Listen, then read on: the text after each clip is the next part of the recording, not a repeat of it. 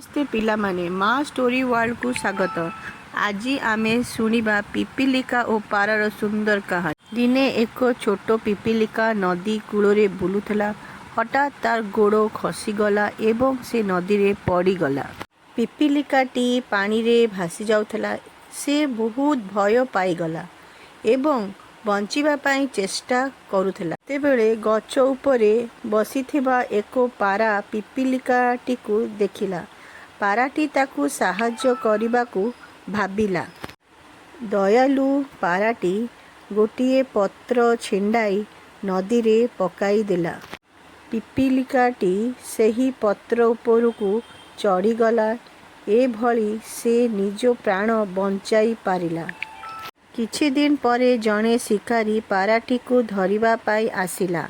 पिपिलिकाटी एहा देखी शिकारीर गोड़ को जोर रे कामुड़ी देले। शिकारी जंतनारे चित्कार कला। सेही शब्द शुणी पाराटी उड़ी जाई निज प्राण बंचैला।